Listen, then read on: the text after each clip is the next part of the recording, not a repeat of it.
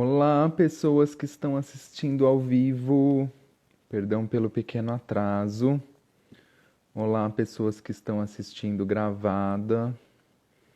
Estamos aqui mais uma quarta-feira. Tá entrando.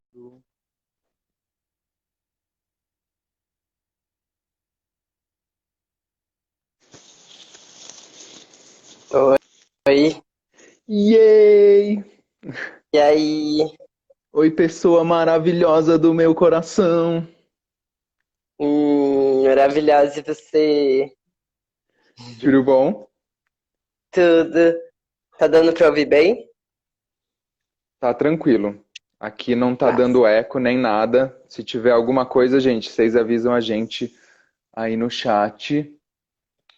Vou tentar entrar aqui na nossa live pelo computador para eu conseguir acompanhar as perguntas das pessoas com mais facilidade, né? Do que ficar tendo que caçar aqui no chat. Pronto, essa parte vai ter que ficar contigo, porque eu tô sem óculos, eu ia ter que ficar assim, ó, pra ler. pode deixar. 100% minha missão. Não se preocupe. Beleza. Boa, já estamos aqui. É, Bom, naquele velho esquema, né? As pessoas vão chegando aos pouquinhos, a gente pode ir aproveitando esse comecinho de live para se apresentar, né? Porque senão depois também as pessoas que assistem gravado ficam esperando a gente por aqui. E, bom, eu preciso começar dizendo que, para variar, eu vou falar que eu estou absolutamente emocionado de receber mais uma pessoa que eu admiro e que eu amo e que, enfim, me inspira em uma série de áreas e de questões da vida. Então, bom, eu vou começar me apresentando, porque como a página é minha, as pessoas já me conhecem, aí a gente consegue ir esperando um pouquinho mais a galera entrar, e aí você já faz a sua apresentação também, pode ser? Beleza. Massa. Então, oi pessoas.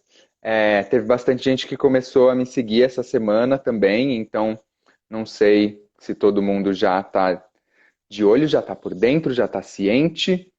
É, Oi pessoas antigas, oi pessoas novas. Eu sou Polly, sou terapeuta, trabalho com foco em gênero, sexualidade, não monogamia. Sou uma pessoa não binária, transmasculina, e estou aqui para falar de um assunto que me é muito caro, muito valioso, muito importante, que é a não monogamia e a relação com as transidentidades e a formação de comunidades e a formação de redes de apoio. E para isso eu estou aqui com uma pessoa que eu espero que volte muitas vezes para a gente falar de muitos outros assuntos, porque tem bastante assunto no balaio aí, que é Lui. Maravilhoso. Apresente-se, dê o seu olá para essas pessoas que cá estão. Oi, o meu nome é Lui, Lui Castanho. Eu trabalho com arte principalmente. Eu sou ator, sou roteirista e sou circense. Faço parte da CIA Fundo Mundo, que é uma companhia circense formada exclusivamente por pessoas trans, travestis e não binárias. E, e sou não monogâmico. E gosto muito de falar sobre esse assunto, sobre monogamias, sobre transgeneridade, sobre comunidade, sobre pornografia também. São as coisas assim que eu gosto de falar. E estou muito feliz pelo convite. Muito obrigado. Enfim, espero que a gente possa trocar uma ideia. Como eu disse no começo, eu não enxergo, eu sou míope e o meu óculos está completamente riscado. Então eu não vou conseguir ler o que vocês escrevem, mas o Polly vai fazer essa parte. Então não fiquem chateados se vocês falarem alguma coisa no meio do que eu estou falando e eu ignorar, porque eu realmente não enxergo, tá? Vou ficar fazendo essa ponte, vou ficar aqui dando oi para as pessoas, tipo, oi Fernando. E aí eu fico, eu não tinha feito isso antes, mas agora eu já não faço mais live sem computador do lado, porque ficar caçando coisa no chat dá um trabalho que socorro.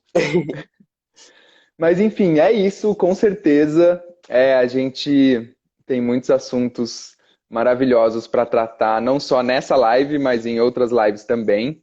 É, E como sempre, né, eu tenho falado no começo dos nossos encontros aqui no Insta que a live é um espaço muito mais para a gente abrir, né, as questões, para a gente abrir essa conversa, para a gente abrir os pontos que nos são próximos, né, a partir das nossas vivências e das nossas questões.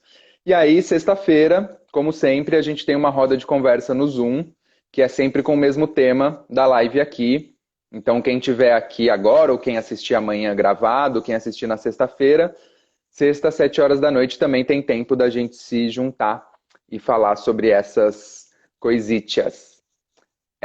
Bom, tinha pensado, né, já que a gente vai falar sobre questões muito nossas, né, questões das nossas vivências e das nossas identidades e das nossas relações, para a gente começar falando um pouco sobre como a gente vê, né, como a gente vive a não monogamia, enfim, que espaço é esse conceito, que é um conceito tão diverso, né, e várias pessoas falam dele de formas tão diferentes, então para a gente situar um pouquinho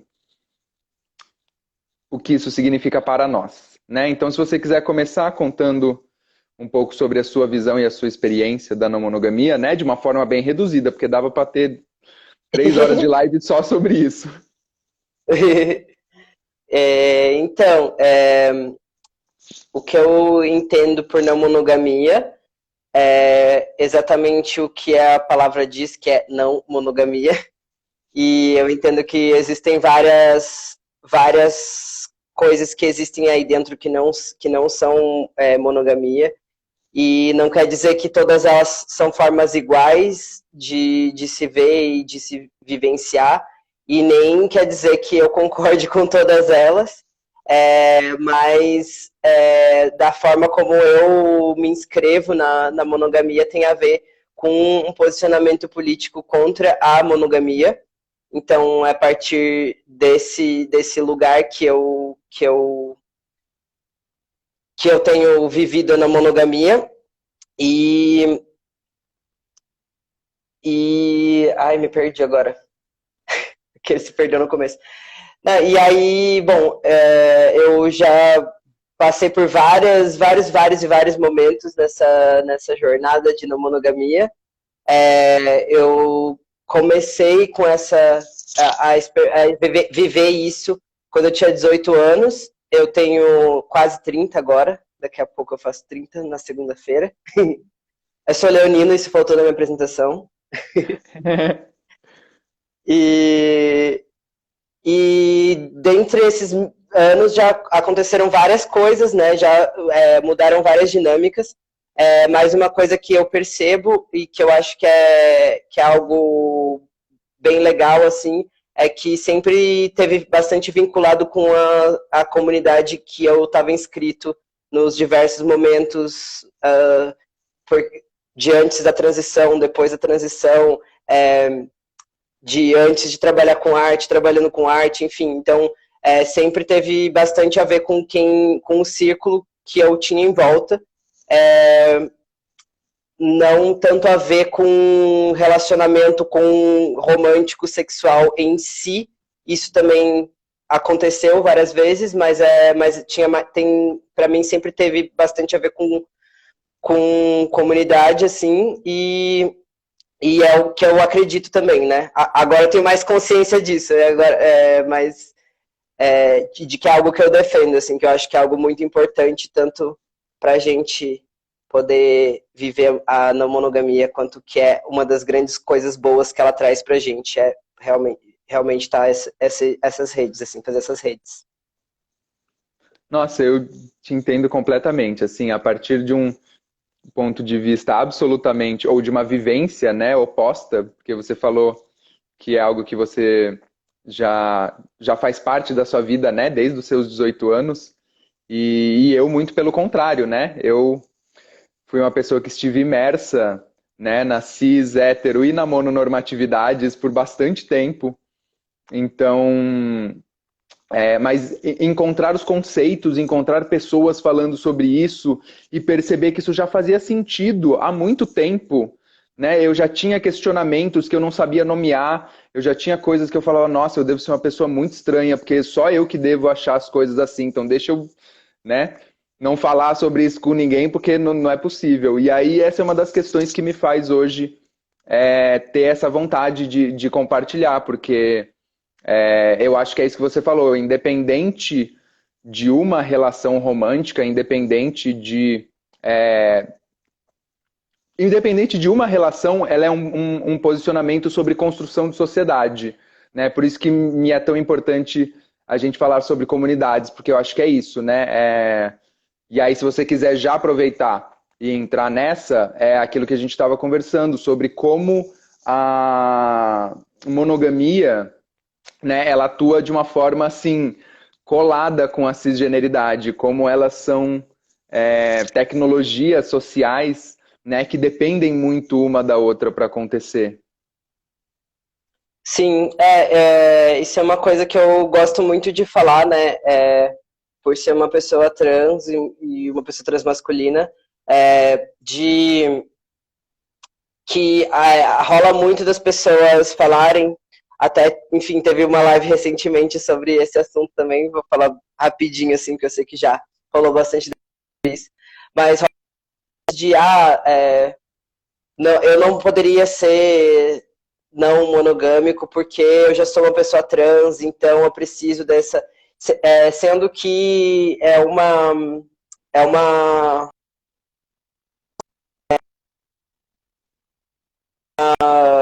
uma mentira, na verdade, que fazem a gente acreditar e que a gente acaba acreditando, especialmente falando sobre pessoas trans e sobre cisgeneridade, que a monogamia e a família monogâmica, né, ela é a unidade básica da cisgeneridade. Então,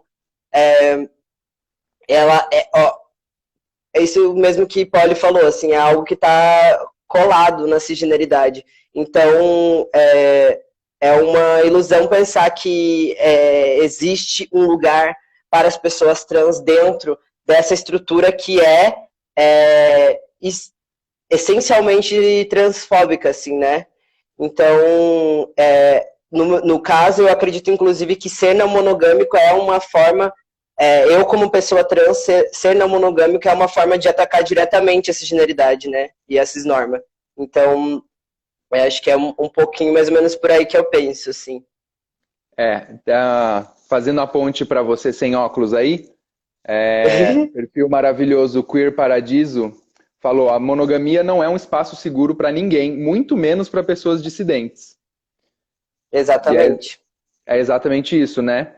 Uhum. E o quanto ela joga, né, com essa assimilação, né, de corpos dissidentes, mas não, você um dia também pode ser oficial, né? Um dia você pode também ter uma casinha e o cachorro e o comercial de margarina, né? O quanto a assimilação é uma tática, né, para afastar a gente, né, da nossa identidade, porque é isso, né? Só o fato da gente ser dissidente, a gente já está contestando, não participando, né, da heterossexualidade compulsória, né, da cisnormatividade. E aí é isso que você falou, os conceitos são todos muito ligados, né, a maternidade compulsória como forma, né, de perpetuar essa estrutura, e aí o capitalismo como uma forma de manter, não, agora que, né, você já está numa família, você vai abandonar, né, enfim, agora você já tem, especialmente, né, quando as pessoas têm filhas, não, agora tem filhos, agora você não pode. Então, assim, é tudo sempre jogando com barreiras à saída. Cada vez, quanto mais você está na norma, mais ela pressiona você. Então, essa é uma das questões que me faz muito, né, falar sobre a minha transmasculinidade, sobre a minha bissexualidade, sobre a minha não monogamia, porque eu sei, né, eu levei 30 anos para perceber o quanto eu não estava notando a água do meu aquário, né? Sim, então uma coisa. Pode falar. Não, não, manda. Não, é que eu tava pensando nisso, de que é exatamente assim que é a assimilação, né? Que tá, você é uma pessoa trans, mas se você forma aquela família, você não só uma questão de que você é capaz de formar essa família, mas se você forma essa família monogâmica, entre aspas, aí, padrão, né?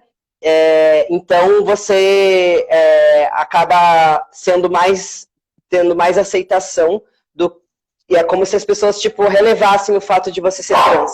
Tá, tudo bem, você é trans, mas apesar disso, olha só, então é algo que também faz algo que seduz também as pessoas que estão nessa marginalidade da cisnorma, né? De tentarem serem mais aceitas ou de fazer parte de algo ou né, de algo que possa fazer com que elas se sintam parte desse mundo mesmo, né? Então, por isso que eu digo que é uma armadilha, né? Não é, eu acho que é uma armadilha que ela seduz mesmo e ela te dá coisas em troca, né? Não é uma questão de que todas as pessoas trans que estão em relacionamentos monogâmicos ou que formam famílias monogâmicas, elas estão sendo super oprimidas também, mas realmente a pessoa tem algo em troca. E se não tivesse nada em troca, não seria tão sedutor e não seria uma armadilha, no caso, seria só terrível, né? Mas existe e a assimilação faz isso, né? Existe essa moeda que vem de volta, que é de você se sentir um pouco mais parte do mundo, mas o que a gente estava até conversando antes, né, que é esse se sentir parte de um mundo que é um mundo cisgênero, né, e não é se sentir parte dentro de uma comunidade trans, é se sentir parte sendo deslocado, assim, né. É isso, a assimilação, ela brinca que deixa a gente fazer parte, né? Ela sinaliza, ela mostra que vai trazer você, mas a gente sabe que, né, essa dinâmica centro-periferia, né, ela existe para existir, essa dinâmica, né, de hegemonia e dissidência, né, ela precisa dos dissidentes para existir. Então, é aquilo que a gente falou também, por exemplo, da heterossexualidade compulsória, né, para pessoas trans. Né, a sociedade fala, beleza, você quer ser homem, então você vai ser 150% homem. Você quer ser mulher, então você tem que absorver todos os estereótipos e todos os paradigmas que as próprias pessoas cis não se encaixam, porque ninguém se encaixa, porque né, é uma norma absolutamente opressora. Então, o quanto a gente precisa, é isso que você falou, a gente precisa de criar comunidade, de conseguir trocar a partir das nossas vivências e não ficar esperando, né, que a cisgeneridade, que a norma vai assimilar a gente, vai dar aqui, olha o manual do jogo, pronto, agora você também tá aqui, pode sentar na mesa, a gente dá as mesmas cartas para você, não vai dar, não é assim que funciona, né? Sim, e aí até eu acho que eu queria aproveitar para daí a partir da sua fala puxar uma outra coisa, que é sobre as outras formas que a gente tem de criar família. Eu não estou nem falando necessariamente da comunidade trans não monogâmica, eu estou falando da comunidade trans mesmo, né? De outras formas de criar família, se quiser chamar desse jeito, né? A gente pode tanto chamar de família como outras formas de família, ou não, dizer que não é família, mas que são formas de afeto e de apoio, né? Mas o que eu quero dizer é que existem várias... Que depois eu problematizo a família, pode mandar. Que tem várias formas que a gente tem se apoiado e construído laços de afeto e de acompanhar as vidas uns dos outros em rede, né? Que não são valorizadas nesse sentido. Por exemplo, mesmo da questão eu vou falar, eu gosto de falar mais assim partindo do meu ponto de vista pessoal, né? mas de que quando eu comecei a me entender como uma pessoa trans, tiveram outras pessoas trans que foram muito importantes para tanto para que eu começasse a me entender assim, porque eu precisava ter algum tipo de referência, e na época não tinha tantas coisas assim na internet, de pessoas do Brasil que conversassem, trocassem ideia, enfim, era um momento antes um pouco das redes sociais estarem tão fortes assim, e que essas pessoas foram muito importantes, tanto para isso quanto para, no meu caso, que eu me hormonizo, né, para aprender a injetar testosterona, por exemplo, ou para fazer o corre de conseguir a receita, ou de formas de estar no mundo mesmo, né, e que teve sempre essas pessoas, e que hoje em dia essa rede aumentou muito mais, e que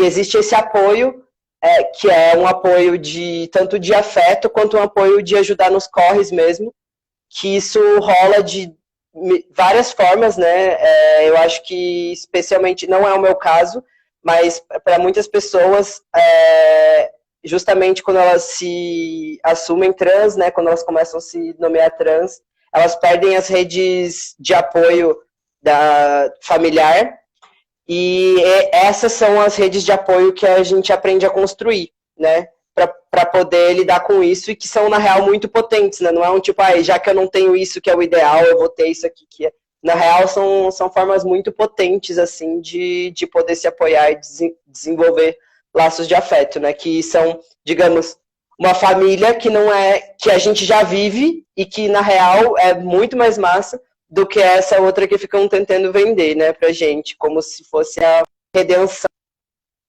da realidade, assim. Sim, nossa, você falou duas coisas maravilhosas, né? Uma é que a gente tinha até conversado em algum momento, né? Que as pessoas às vezes tratam essa nossa construção de comunidade ou de redes de apoio, para não usar o termo família, mas eu já chego lá, como uma substituição, né? Ah, já que vocês não têm mais o apoio, aí vocês têm que ir atrás de uma série de coisas, quando absolutamente não é verdade, né? A gente estava conversando sobre isso, no meu caso, o privilégio que eu tenho de ter uma família, né, que me apoia, que me aceita nos meus processos e que acompanha minhas lives e que debate comigo as questões. E ainda assim, a importância maravilhosa que foi encontrar pessoas e ver como essa rede, né, se articula de uma forma muito orgânica e espontânea, porque é isso, são questões que às vezes a gente tem internamente, né, muito antes da gente entender, muito antes da gente assumir essa identidade, e que de repente você vê, caramba, mas tem muitas outras pessoas que me entendem, ou que passaram, ou que tiveram esse questionamento, né? Enfim, a transição não é um processo simples, não é um processo único, não é um processo linear, né? Acho que esse aprendizado é muito parecido com o da não monogamia, né? Não tem um formato para você pegar e absorver e aí vai funcionar, né? Então, essa é outra questão que eu gosto de falar, né? Sobre a minha transição, né? Que é para quebrar esse essencialismo que eu vejo que é uma outra tática, né, da cisnorma de se proteger, né, que é, não, você é trans porque você nasceu assim. Então eu sou cis porque eu nasci assim. Então eu tô, né, aqui no meu cantinho uma pessoa segura e protegida, eu até te aceito, mas, né, enfim, isso não tem nada a ver comigo. Quando, na verdade, né, a gente não nasce nada, né? Aí a gente vai falar um monte sobre essencialismo, mas o quanto a construção da cisgeneridade está sendo colocada na nossa cabeça o tempo todo, e ainda assim tem um monte de gente escapando pela tangente, né? Então vamos falar sobre isso, vamos falar sobre essas normas. Aí o Fernando até falou uma coisa aqui que eu acho que faz sentido com isso. Sim, as identidades são inventadas pelo sistema, né? Assim, tanto as identidades trans quanto gays seriam tecnologias de assimilação da heteronorma, né? 3 pontinhos, sejamos queer? Ponto de interrogação. né? Eu acho que é essa possibilidade de quebrar a norma, né? Eu acho que assim, existem algumas. Acho que esse debate não é um debate de respostas 100% corretas e tal. O que eu acredito é que assim não existiria pessoa, não existiria transgeneridade se não existisse generidade, né? Então, mas também não significa que a gente não pode se nomear e nomear identidades e inclusive criar identidades, porque essa é uma forma da gente poder se entender, poder se posicionar e também poder se encontrar, né, e formar grupos e formar comunidade. Então, eu não acho que é a cisgeneridade que deu o nome para a transgeneridade. Na realidade, é o contrário. Cis é um termo que foi inventado pela comunidade trans, porque a galera cis estava muito bem em utilizar só o termo somos normais, somos biológicos, somos, né? E aí, então e aí eu digo que é a importância de poder dar nome, né? Porque é algo que rola muito também, que é uma forma de opressão, é você tirar, desprover as pessoas da sua autonomeação de palavras que elas usam para se definir. E isso acontece em várias situações. Na comunidade transmasculina aconteceu e acontece demais. A gente tem que estar sempre tendo as nossas palavras sequestradas pela cisgeneridade, e isso é bem complexo. Mas eu acho que não é uma questão de que todo mundo tem que usar o mesmo termo também, mas inclusive entender da onde o que aquilo quer dizer, né? Assim, tipo, quando a gente se coloca como uma pessoa trans, é que a gente não faz parte desse grupo de pessoas cis, então a gente se conecta a partir disso. E eu acho que é muito potente se conectar a partir do desencontro e não da unidade identitária, assim, única, que, aliás, isso é cisgeneridade, né? Então, e aí, em relação ao termo queer, especificamente, acho que a gente tem que dar uma questão de falar sobre, pensar também como a gente importa coisas da gringa, e acho que tem pessoas que não são norte-americanas que se identificam assim, não tem problema nenhum, mas pensar de uma forma também de não querer colonizar as identidades que não são norte-americanas, não são europeias e tal, né? A gente aqui no Brasil já teve diversos termos que já significaram, nem todos eles ainda significam alguma ruptura em relação à cisnorma. E a gente tem vários, por exemplo, bicha, viado, sapatão. Pode ser que hoje em dia não signifique primariamente isso, mas em vários momentos já significou e hoje ainda significa em determinadas que é toda uma outra discussão, mas enfim, a gente tem várias outras formas, né, outros termos de poder usar isso também, e a gente pode criar outros, inclusive, né. Total. Nossa, esse debate é um debate ótimo e que é absolutamente impossível da gente chegar na primeira camada dele aqui, né? Mas a importância das identidades como forma de unir experiências, né? Como forma de gerar esse questionamento, esse desconforto linguístico até, né? Mas o quanto também é isso, tipo, é importante a gente entender que os padrões de beleza, né, a cis, hétero, mononormatividade branca, magra, de classe média, tem um poder sobre a nossa autoimagem, sobre como a gente se vê, como a gente se constrói, e eu acho maravilhoso, né, poder jogar com isso, poder quebrar isso, mas assim, não é que todo mundo tem que ser desviante, né? Todas as corpas precisam ser, né, não normativas e usar símbolos diversos, né? As pessoas podem ser binárias, as pessoas podem ser cis, inclusive, né? A gente não está aqui para falar das identidades nesse sentido, né? É só como um tensionamento e a gente lembrar da gravidade da norma, né? A norma está sempre tentando puxar a gente nesse jogo de assimilação, né? Eu acho que tem Sim. mais um comentário aqui pra gente. Janaína, oi querida! Existe uma necessidade de tentar encontrar formas de diminuir toda forma de apoio que as dissidências possam encontrar. É mais um jeito de invalidar, de reforçar o que estamos perdendo. Sim, a assimilação como uma forma de enfraquecer as nossas redes, né? De enfraquecer as nossas comunidades.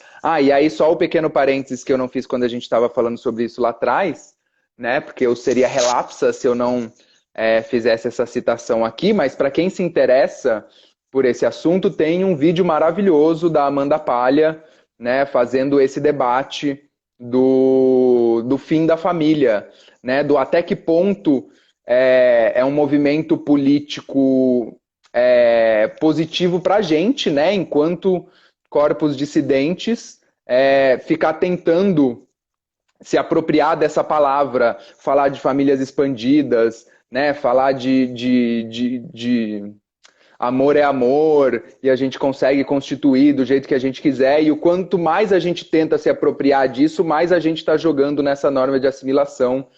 E eu absolutamente não tenho essa resposta, mas eu acho maravilhosa essa indagação que ela faz, né? Do quanto talvez fosse mais poderoso a gente...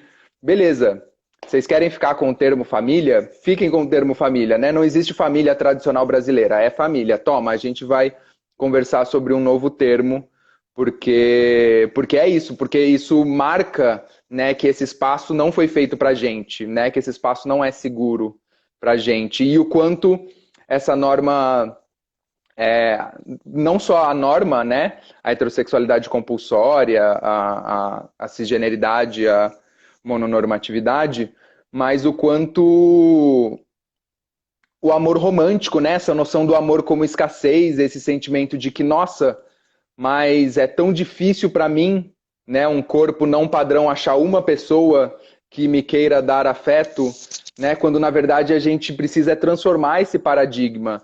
E aí a não monogamia para mim entra nesse espaço como um espaço de construção de redes, né? Sim, com certeza. Aí. Eu tô consultando aqui o que a gente tinha escrito de falar. Pode consultar. Tem a pergunta boa que a Marisa mandou Aí, pra gente lá atrás. tem também. Não, eu quero falar muito essa pergunta, mas eu queria falar umas coisas antes. Não, que eu lembrei de uma. Então eu lembrei, né? Eu olhei aqui e lembrei.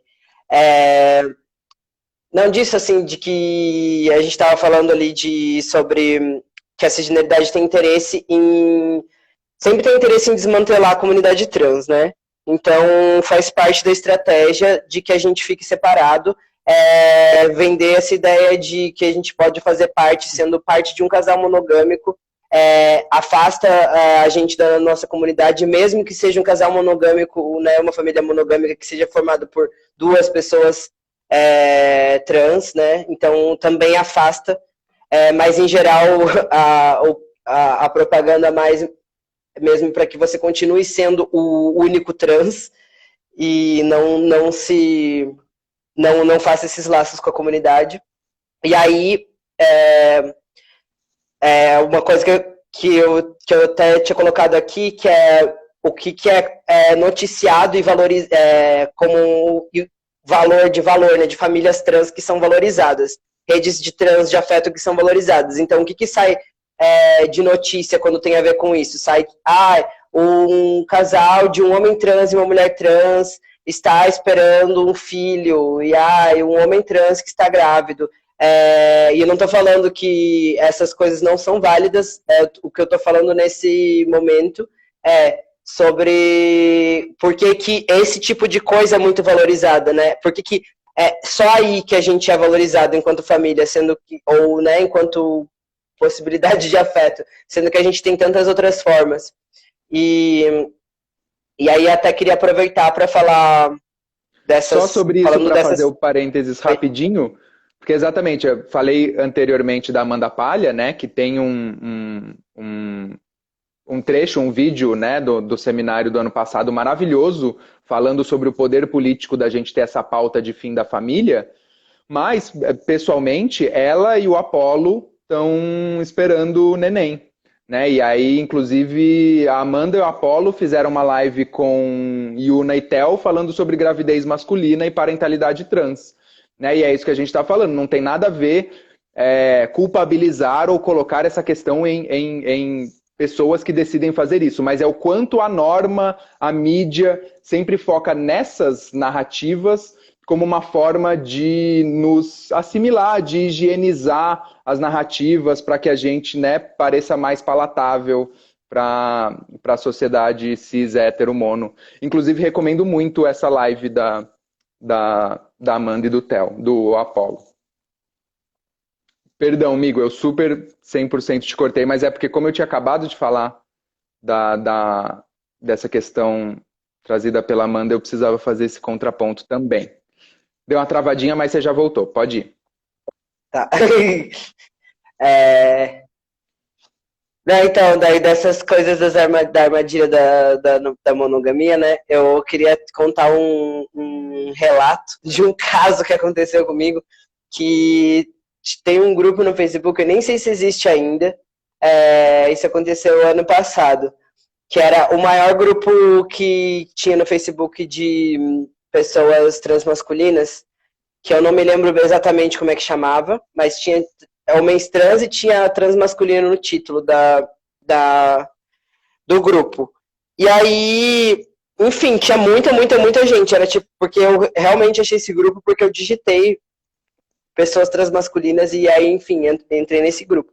E esse grupo, acontecia algo muito interessante, que ele era gerido, tanto a pessoa que era dona do grupo, quanto todas as moderadoras, eram mulheres cis, que eram as namoradas ou esposas de pessoas transmasculinas ou homens trans. Que inclusive tinha um outro grupo que se chamava o Mulheres de Homens Trans, que só podia entrar mulheres cis, os homens trans não podiam entrar.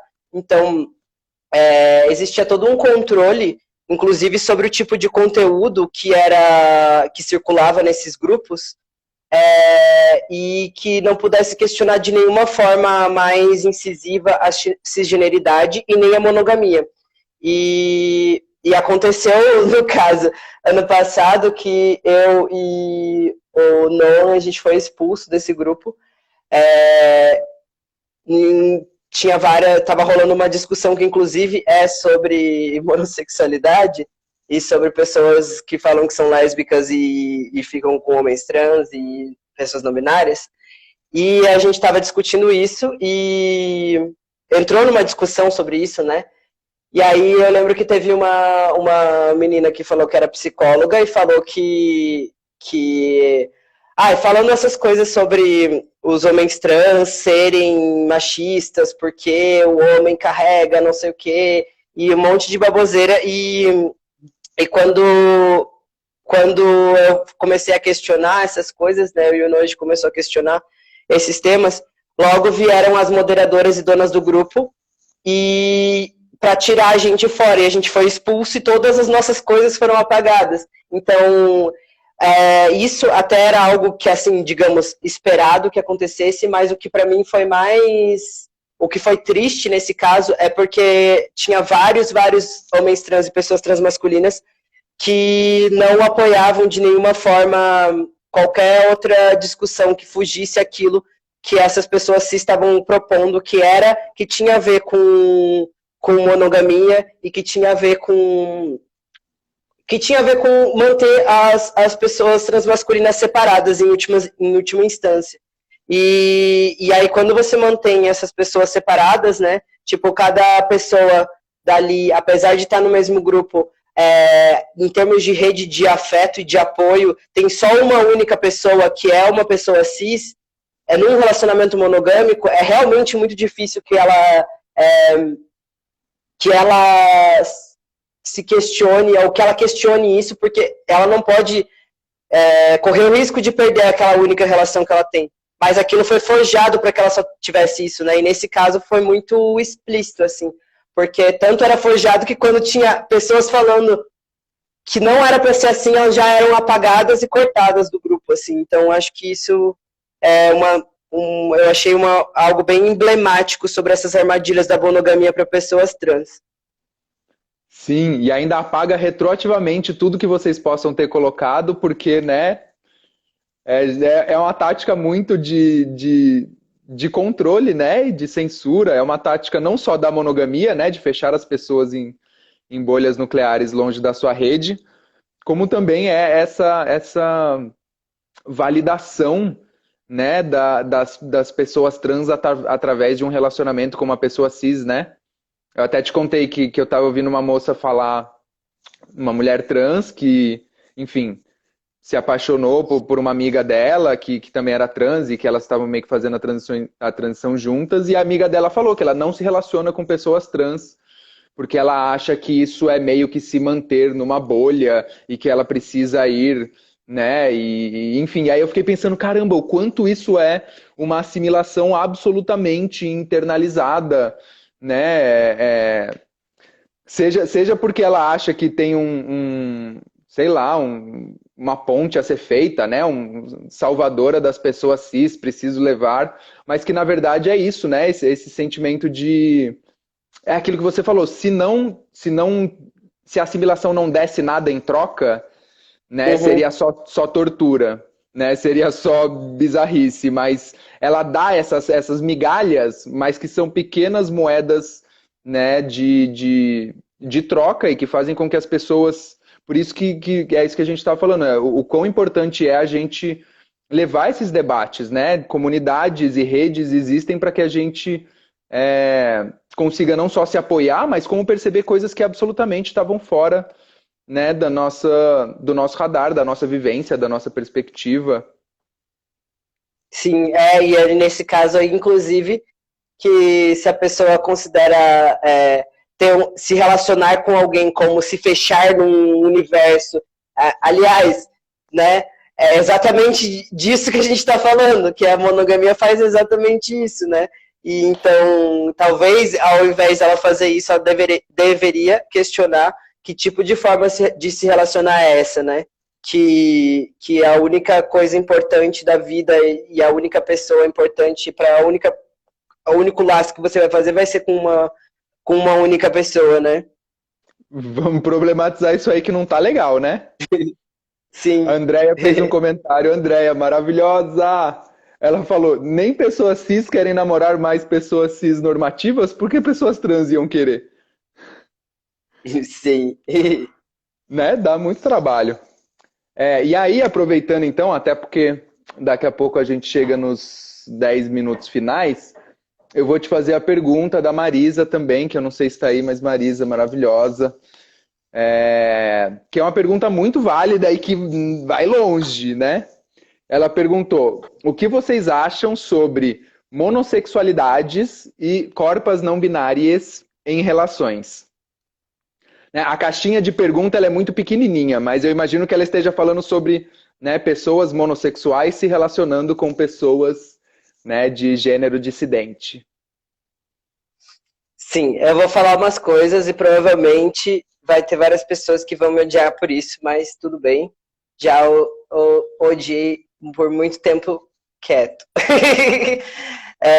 Mas o lance para mim, não só para mim, tá? Mas para várias pessoas que também fazem parte dessa discussão, que as monossexualidades elas são necessariamente fundadas na cisgeneridade. Você precisa necessariamente de um entendimento cisgênero, no máximo um entendimento binário para poder se entender dentro dessas categorias. Por quê? Porque não é só uma questão... as pessoas às vezes gostam de falar, não, mas é porque é assim que eu me identifico, é porque significa para mim. Só que você não está... quando você usa lésbica ou gay ou hétero para você se identificar, você não está só apontando o dedo da identificação de gênero para você, mas sim em relação às pessoas que você deseja ou que você se relaciona. E independente da forma que você quiser entender isso, de se homem e mulher tem a ver com a pessoa se dizer assim, se tem a ver com como a pessoa nasceu, se tem a ver com genital, se tem a ver com hormônios, se tem a ver com estética, se tem a ver com a aura que emana, independente de qual dessas formas você tiver de entender gênero, você vai estar as pessoas não binárias e as pessoas trans, de maneira mais ampliada, não estão dentro desse escopo.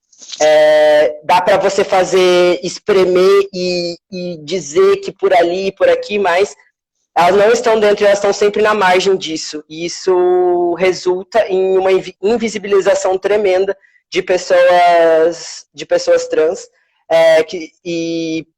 e aí digo especialmente pessoas não binárias, especialmente pessoas transmasculinas, porque acontece muito, assim, e aí é algo que, assim, para mim é completamente indefensável.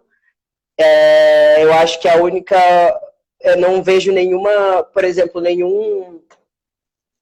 nada que seja justificável, por exemplo, uma pessoa dizer que é lésbica e namora ou fica, enfim, com homens trans, com pessoas transmasculinas, ou com pessoas não binárias.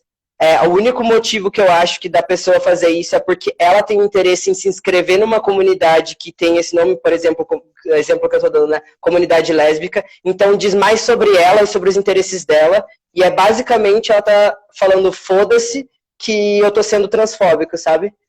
E que eu tô invisibilizando e que eu tô cagando na cabeça da comunidade trans, que pode ser a própria comunidade que a pessoa faz parte, ou pode, ou não, né?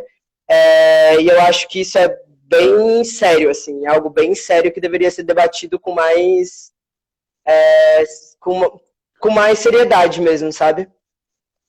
Com certeza. Eu acho que é isso, né? Para além da normatização da cisnorma, né? As identidades trans naturalmente já questionam as monossexualidades, né? E aí eu acho que quanto mais a gente consegue, né, abertamente trazer esse debate, se libertar dessas estruturas, mais as caixinhas vão ficando estreitas, né? Mais a gente precisa criar novas caixinhas mesmo, ou enfim, criar novas caixinhas nesse sentido, né? Para que a gente possa criar aproximação de experiências, mas sabendo que nenhuma delas é suficiente para descrever a nossa experiência, a nossa vivência. Eu estava num grupo de estudos tem um tempo atrás já, e uma moça trouxe esse debate de uma forma muito autêntica. Ela falou, olha, eu sou, né, casada ela era uma mulher e era casada com uma pessoa que se identificava como mulher. Elas eram casadas por, sei lá, mais de 10 anos. E ela falou, olha, agora a pessoa com quem eu me relaciono começou a sua transição, né? E ela nunca tinha sentido a atração pela figura masculina, mas é isso, né? O quanto a nossa existência questiona a monossexualidade. Porque não é a figura, não é a apresentação, não é a expressão, é aquela pessoa com quem ela já convive por uma década ou mais, né? Então, aquela relação, aquele afeto, aquele tesão já está construído. Mas ela veio realmente questionar, de tipo, nossa, a identidade lésbica foi por tanto tempo uma coisa minha, né? Que eu não sei como me situar nesse momento. Aí eu falei exatamente isso. Aí eu falei, olha, você pode se entender como parte da comunidade lésbica, você pode, né, participar desses ambientes, pode ser um ambiente, né, um círculo social que faz sentido para você por uma série de questões, mas se você continuar se identificando, né, dessa maneira, você está exatamente invisibilizando a pessoa por quem você, né, tem um amor, carinho, afeto, tesão e compartilha aí uma década e meia de vida. Né? Então, mas eu acho legal que é isso, né? As próprias pessoas, a partir das suas vivências, estão assim, nossa, mas o que significa essa caixinha mesmo? Até que ponto ela faz sentido para mim? Então eu acho maravilhoso que a gente possa realmente, né, trazer mais essa... E aí, né, tem aquele questionamento, por exemplo, de se a orientação sexual, né, é pautada na cisnormatividade, né? Se o hétero é o que gosta do outro sexo, homo é que gosta do mesmo sexo, e pessoas não binárias, né? Pessoas cujo dispositivo sexo-gênero não participa já, né, na sua centralidade disso, né? Como que a gente fala sobre as nossas orientações? Né? Uma pessoa não binária homossexual é uma pessoa que só se relaciona com pessoas não binárias, né? Aí a gente começa a ver que as caixinhas começam a parar de fazer sentido, porque as experiências e as vivências estão tensionando cada vez mais essas estruturas. E eu acho isso lindo. Sim, e eu acho que essa pergunta da Marisa, isso, tudo que a gente falou, faz muito sentido e tem muito a ver assim com tudo que a gente discutiu até agora, inclusive, por essa questão mesmo de que de como é difícil poder abordar essas temáticas, inclusive dentro da comunidade trans, e que isso tem muito a ver também com esse afastamento estratégico que existe de pessoas, daí estou falando mais no caso de pessoas transmasculinas, de estarem separadas em casais monogâmicos e que não podem correr o risco de perder essa única coisa que tem, né? E aí, nesse caso do grupo que eu estava falando, inclusive, foi exatamente numa situação assim, de discussão, né? Uma das discussões que rolou, assim, de estar questionando de estar dizendo que as pessoas, as mulheres cis que se identificam como lésbicas e namoram homens trans e pessoas transmasculinas estão invisibilizando essas pessoas e estão sendo transfóbicas. Então, tipo, isso é inaceitável que se fale. Então, não vamos falar sobre isso. E aí os caras também, os caras trans também têm medo de talvez pensar sobre isso e concordar, porque aí vai perder a única coisa que tem na vida, né? Então, são coisas que se complementam, assim, acho que a dificuldade de levar a fundo esse debate que tá rolando, e eu fico bem feliz que tá rolando mais ultimamente, mas também tem a ver com isso, também tem a ver com a própria monogamia, né?